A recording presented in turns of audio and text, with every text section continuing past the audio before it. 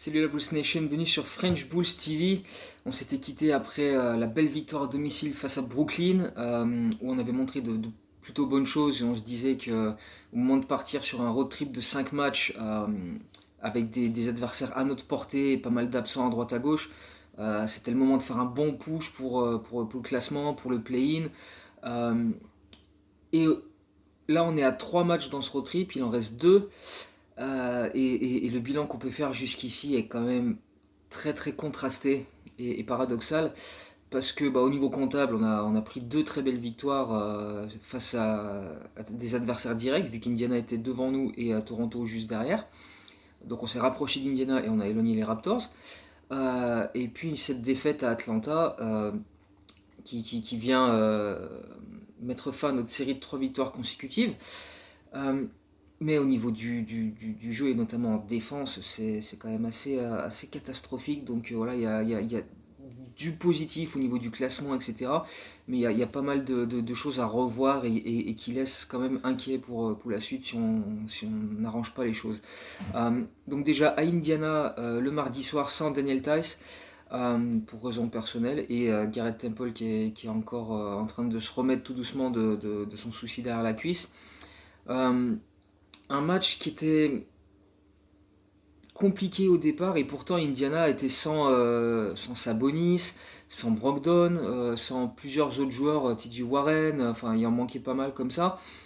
Et malgré tout, le début de match est un petit peu compliqué parce que voilà, les Pacers, malgré ces absences-là, restent une équipe principalement basée sur la solidité défensive avec des mains actives pour couper les lignes de passe. C'est une des meilleures défenses pour dévier les ballons et évidemment en termes de protection du cercle avec un Miles Turner qui contre un petit peu tout ce qui bouge. Donc ça a été compliqué pour les Bulls pour mettre quelque chose en place au départ. C'était très statique, pas beaucoup de mouvement. Il a fallu attendre plusieurs minutes avant que ça se mette en place petit à petit avec Vucevic. Avec le banc aussi qui a été très bon sur ce match-là. Mark Cannon, Kobe White ont mis des bons points. Derrière, il y a eu. Bon, Valentin n'a pas trop joué. Brown a fait des bons passages défensifs surtout, mais voilà, au niveau de l'apport au scoring, Markkanen et White ont fait du bien sur ce match-là, avec une belle adresse en plus. Donc ça a permis un petit peu de relancer la machine. Et surtout au deuxième quart-temps, en fait, et c'est là que les Bulls ont vraiment pris un premier ascendant dans ce match, parce qu'en fait, Indiana, au début de match, avait beaucoup d'espace pour accéder au cercle avec des screens hauts qui donnaient de l'élan euh, aux joueurs qui partaient en drive et notamment Caris Levert qui a mis pas mal de points près du cercle en début de match. Et puis au deuxième quart-temps, c'est un petit peu adapté et on a pas mal forcé Indiana à shooter de loin. Il y avait beaucoup moins d'accès jusqu'au cercle, on bloquait plus les drives, on était moins permissif au rebond également, donc ils n'avaient pas beaucoup de secondes chances. Et puis avec les absents qu'ils avaient, quand Caris Levert est sur le banc et qu'en plus on les oblige à shooter de loin, il n'y a pas énormément de scoring régulier. Donc Indiana a connu pas mal de difficultés sur les deuxième et troisième quart-temps pour avoir un scoring régulier. Personne n'avait vraiment les capacités pour prendre le scoring à son compte. Surtout qu'au début du troisième quart-temps, Turner se blesse à son tour. Donc là, ça commençait à faire beaucoup pour les Pacers en termes d'effectifs quand tu as tes principaux joueurs qui sont sur la touche. Donc les benchers ont essayé de faire un petit peu ce qu'ils pouvaient, mais c'était quand même assez compliqué. Et puis avec l'absence de Turner, Vucevic et les autres intérieurs ont pu avoir beaucoup plus de facilité à accéder au cercle et prendre des rebonds. Vucevic il a fini avec 32 points et 17 rebonds sur ce match-là. Il s'est bien régalé, je crois qu'il a mis 14 points au troisième quart-temps. Il a enchaîné les, euh, les bonnes actions près du cercle, soit pour finir lui-même en post-up et punir les mismatchs parce qu'il avait l'avantage de taille sur pas mal de joueurs, soit pour ressortir les ballons et donner de très bonnes passes parce que c'est vraiment un très très bon passeur. Et d'ailleurs, depuis les trades, où on a fait venir donc Vucevic, Tis, etc., Chicago est l'équipe qui, sur la période après les trades, score le plus en post-up et une des équipes qui réalise le plus de passes décisives sur ces situations de jeu-là aussi. Avant ça, on était parmi les derniers de la ligue et sur la période après les trades, on est premier à ce niveau-là. Et ce qui était Également euh, visible sur les derniers matchs aussi, c'est qu'en jouant comme ça en post-op, en ralentissant un petit peu le jeu, en jouant sur un tempo un peu plus bas, en prenant le temps de construire les actions avec soit Vucevic, soit Tadeusz Young qui se tient en post-op et qui observe s'il y a des cuts ou sinon bah, ils essaient d'aller marquer eux-mêmes. C'est un rythme beaucoup plus lent et du coup on perd moins de ballons et c'est pour ça qu'à Utah la semaine dernière on avait perdu que 6 ballons sur le match, contre Brooklyn on avait perdu que 9 ballons. Et le problème c'est que là Indiana avec leur pressing haut ils nous ont pas mal fait déjouer et même au quatrième quart-temps c'est ce qui leur a permis de signer un 10-0 et revenir un petit peu parce qu'on avait 23 points d'avance après 3 quarts-temps. Ils ont débuté le quatrième quart avec un 10-0 donc c'était un petit peu, on a commencé à se dire bon qu'est-ce qu'on fait. Il a fallu remettre les titulaires et bon après bah, les titulaires ont fait le taf. Ça a été un petit peu plus tranquille après une fois que voilà, Patrick Williams a pris un bon rebond offensif, a claqué un end-one et à ce moment-là ça a remis Indiana un peu dans les cordes et on a fini le match de manière plus tranquille. Mais on a eu des périodes où on a pas mal déjoué. On a perdu 20 ballons sur ce match-là contre les Pacers. Donc euh, on commence à se dire, on retombe un petit peu dans nos travers à ce niveau-là. Pas mal de déchets techniques. En fait, sur ce match-là, le premier et le quatrième quart-temps, on a eu beaucoup de mal. Et les deuxième et le troisième, c'est là qu'on a vraiment fait la différence. Et ensuite, on a géré tant bien que mal. Bah, un peu en difficulté vu qu'on a pris un run dans le quatrième quart. Mais au final, on s'est quand même imposé à 113-97. Donc une victoire de 16 points qui fait beaucoup, beaucoup de bien au classement parce qu'on se rapprochait d'Indiana qui était donc 9e et nous 10e, donc on réduisait l'écart avec eux, et en plus on prenait le tiebreaker, puisque donc c'était le troisième et dernier affrontement entre les Bulls et les Pacers cette saison, et on en a gagné deux, et les deux à Indiana en plus, donc si jamais on termine la saison avec un bilan similaire, ça permettra de nous départager, donc ça peut avoir son importance pour la suite. Euh, donc voilà, prestation un petit peu, voilà, de bonnes choses, des choses un peu plus compliquées. Euh, mais voilà, après on partait à Toronto qui est également une équipe très très très affaiblie. Eux, il leur manquait 7 joueurs et pas des moindres, hein. Il manquait quand même du Kyle Lowry, du Fred VanVleet, etc. Bon, après d'autres joueurs un peu moins importants dans la rotation, mais quand même quand tu as 7 joueurs en moins, bah, c'est très très compliqué. Et pourtant, voilà, est-ce qu'on est tombé dans le piège de se dire, ouais, bah ça va, tu vois, comme on a déjà fait contre Cleveland par exemple, en se disant, ouais, bah, ils ont 7 joueurs en moins, ils sont pas en forme, machin, ça va être facile. Eh ben non, parce que Toronto a été très très très combatif tout au long de la soirée, ils ont jamais jamais rien lâché. Euh, Franchement, s'ils avaient joué ce match-là avec tous leurs joueurs, je pense qu'on aurait eu vraiment, vraiment, vraiment du mal. À mon avis, on n'était pas loin de perdre ce match-là. Déjà là, c'était assez compliqué et c'était une entame de match un peu similaire d'ailleurs. On a eu du mal sur les premières minutes, on s'est pris beaucoup de points près du cercle, euh, avec Boucher notamment, avec Siakam, les deux ont fait un festival tout au long de la soirée. Euh, et voilà, défensivement, on a vraiment eu beaucoup, beaucoup, beaucoup de mal à les contenir parce qu'ils jouaient beaucoup plus physique et agressif que nous et nous, on n'a jamais été en mesure de répondre à ça. Donc ça a été compliqué et même en attaque, on a eu un peu de mal. Il a fallu voilà, prendre pas mal de temps pour retrouver un peu de fluidité dans le jeu, enchaîner quelques passes, perdre un peu moins de ballons et mettre en place le jeu qu'on aime pratiquer. Donc on a quand même fini par le faire avec encore une fois le banc qui était très solide. Markkanen et Kobe White sur ce match-là ont été très très bons. Markkanen il fait 8 sur 10 au shoot. Kobe fait 5 sur 10. Il y avait le retour de Daniel Theis qui a mis pas mal de points aussi et qui en plus a apporté voilà, une bonne énergie défensive et pris quelques bons rebonds. Mais voilà, ça, c'est quand même resté un match qui était frustrant parce que on pouvait et on devait mettre Toronto très loin et se donner tu vois, une fin de match tranquille où on fait reposer nos titulaires parce que le lendemain on joue à Atlanta. Et ben non, parce qu'on a été tellement permissif en défense et on n'a jamais su voilà, les éloigner et égaler leur combativité, parce qu'ils étaient 10 fois plus combatifs que nous sur tout le match, avec des hustle plays, etc. Et un peu comme Indiana, c'est une équipe qui défend très bien, qui sait anticiper et couper les lignes de passe, qui a mis des paniers en transition, et ça nous a pas mal perturbé. Et il y a eu aussi au troisième quart-temps, ça a été un carnage avec systématiquement Vucevic qui était visé par la défense adverse avec des screens pour ensuite donner la balle soit à Siakam, soit à Boucher, et les deux ensuite, quand ils se retrouvaient face à Vucevic, speed move, post-up, tu vois, en force, coup d'épaule, hop, lay-up sur ta tronche, enfin bref, ça a été un carnage absolu pendant le troisième quart-temps, il y avait pratiquement que ça, et on n'a jamais su... non seulement s'adapter, mais ne serait-ce que venir en aide. C'est ça le problème défensivement qu'on a eu sur les matchs dans ce road trip, c'est que t'as l'impression que c'était de la défense en un contre un. Il n'y avait jamais personne qui venait aider le mec qui se retrouvait en mismatch ou quoi. Donc quand quelqu'un pénétrait, voilà, t'avais le joueur face à lui et jamais les gars sur le côté essayaient de tendre les bras, gêner. C'était trop du 1 contre 1 de l'individuel et forcément c'est pas comme ça qu'on est capable de briller. Notre défense collective était absolument ridicule sur ce road trip, donc il va vraiment falloir progresser à ce niveau-là. Malgré tout, on était à 18 points d'avance après 3 quarts temps sur ce match à Toronto, mais encore une fois, bah, Toronto a fait un run. Toronto nous a énormément bousculé, beaucoup de paniers à l'intérieur, avec une belle adresse.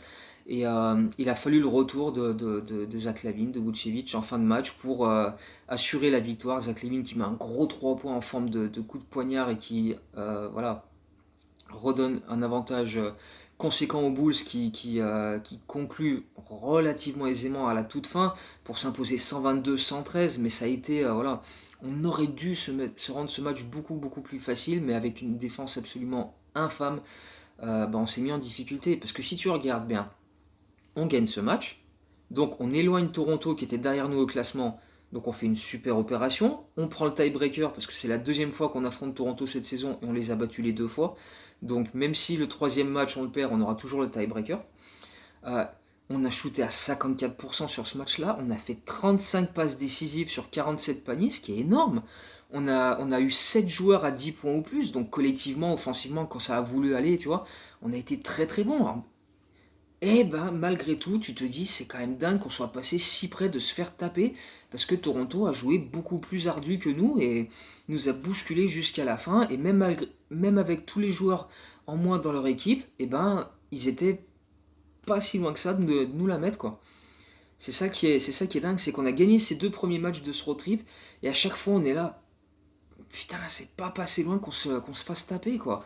Parce que bah voilà, il y a cette. Autant offensivement, on est capable d'avoir de super périodes extrêmement fluides où la balle circule bien, on perd pas trop de ballons, on est adroit.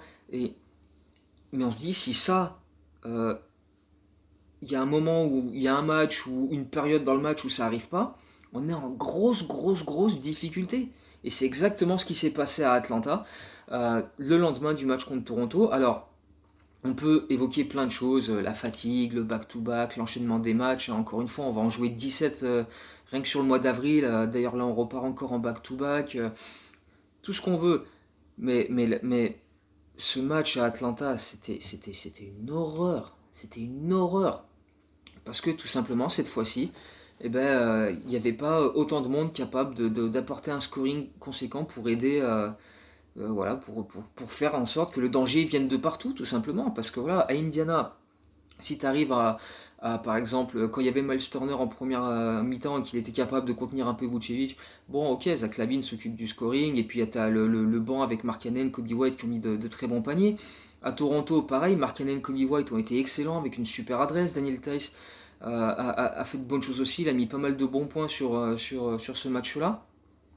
Et là, à Atlanta, rien de tout ça. Rien de tout ça. Il a fallu festival de Zach LaVine qui va cartonner et faire établir un record en carrière. Mais,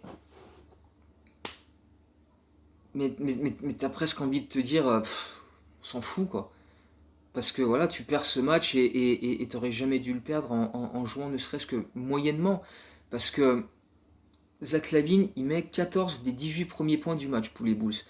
Parce que il voit qu'autour de lui, il n'y a rien qui se passe, les mecs bougent pas, il n'y a pas d'adresse quand il rentre pour attaquer le cercle, les lay-ups ressortent, les shoots ouverts à 3 points, il n'y a rien qui rentre.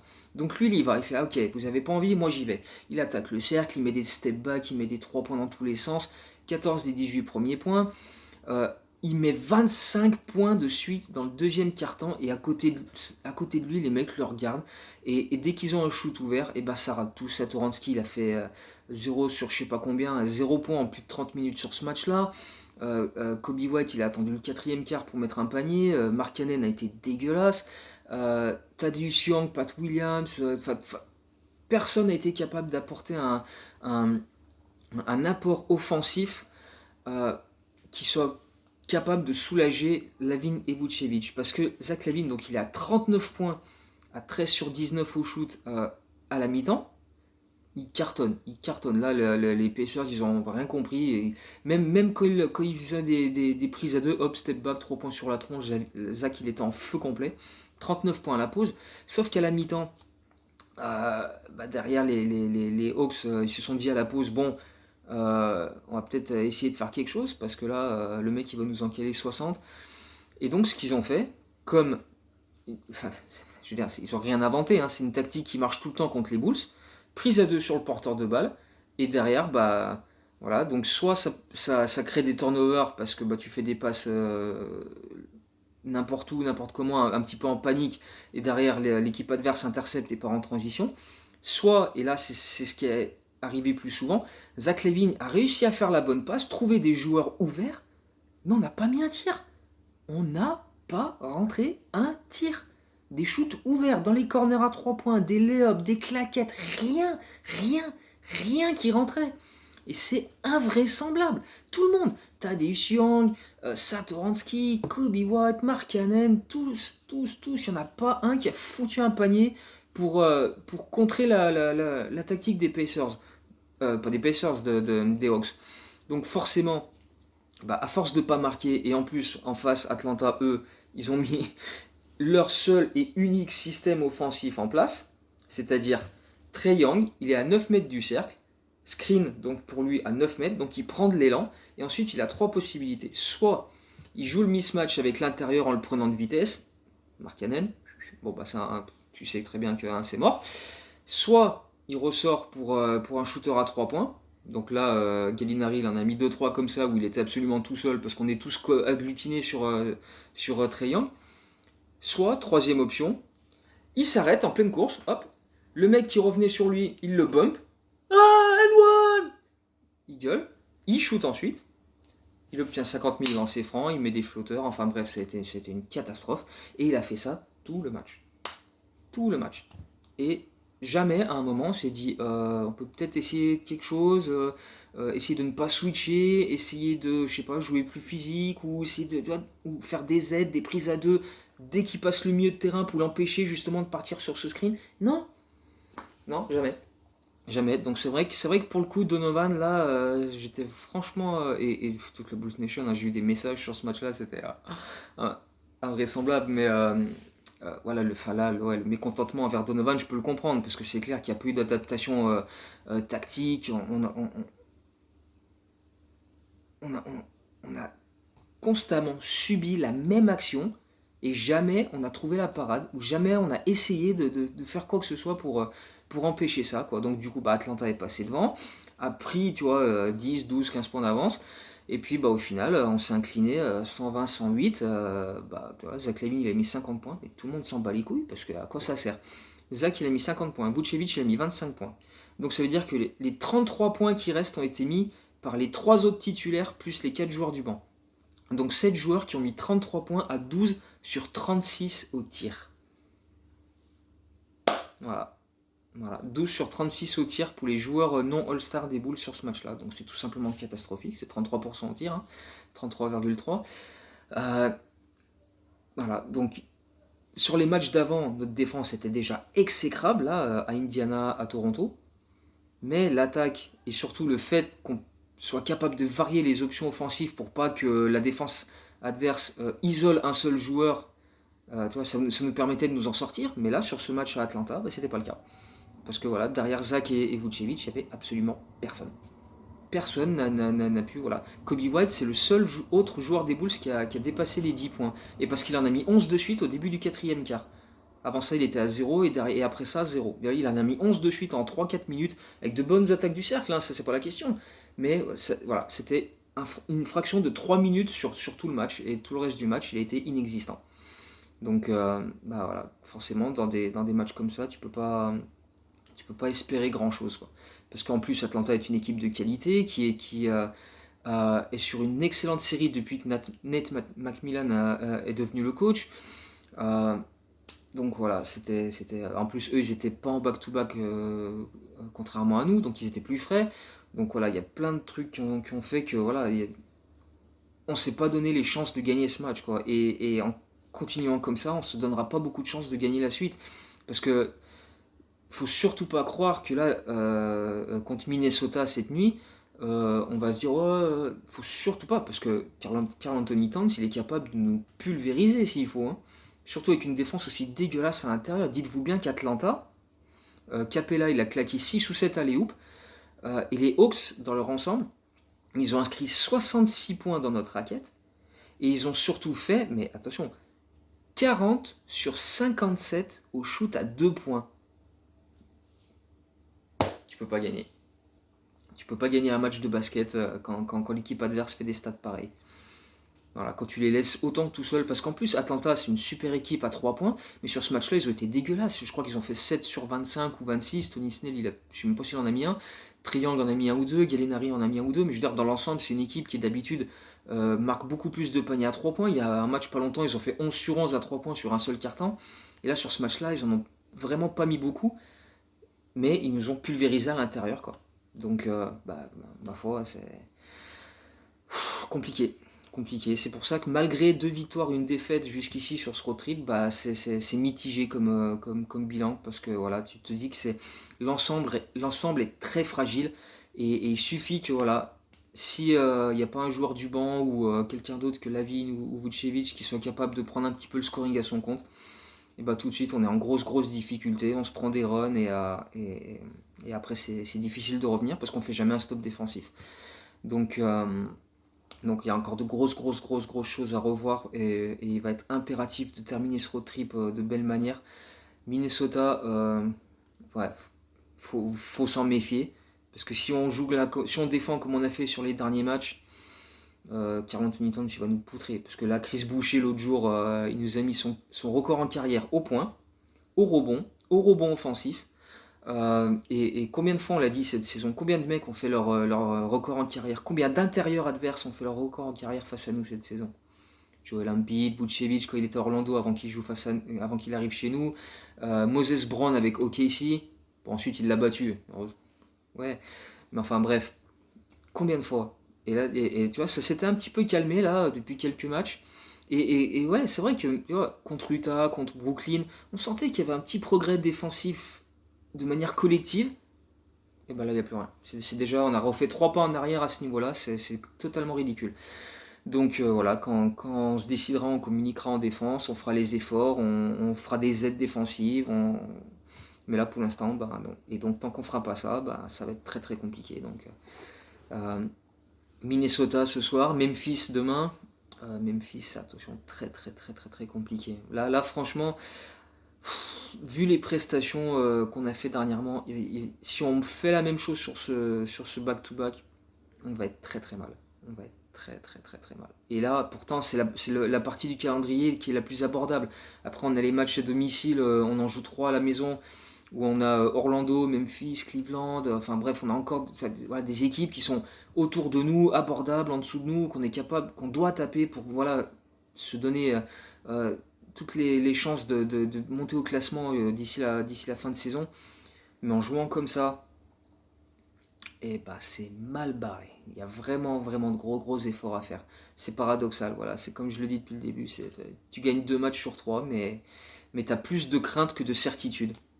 Enfin, t'as plus enfin, si t'as des certitudes, c'est que défensivement c'est nul, donc c'est pas des certitudes positives, c'est ça le problème, quoi. C'est que même en gagnant des matchs, t'as pas l'impression que ça progresse et que ça aille de l'avant. T'as l'impression qu'on continue au mieux de stagner, quoi. Donc ça reste laborieux. Donc ouais, il va falloir changer pas mal de choses là. Espérons que ce jour off fasse du bien à tout le monde, même si bon, tu règles pas grand chose en un jour off, mais enfin bref, voilà.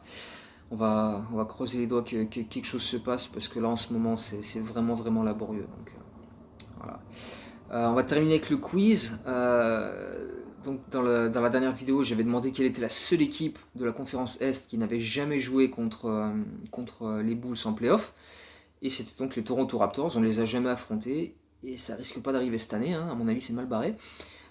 Et donc la question qui m'a été inspirée un petit peu cet après-midi quand j'ai vu que Scottie Pippen Jr. Avait décidé de s'inscrire à la draft.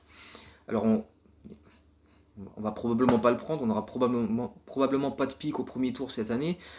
Et même si je sais même pas s'il est projeté premier ou deuxième tour, enfin bref, c'est quand même très infime la chance qu'on ait de le prendre.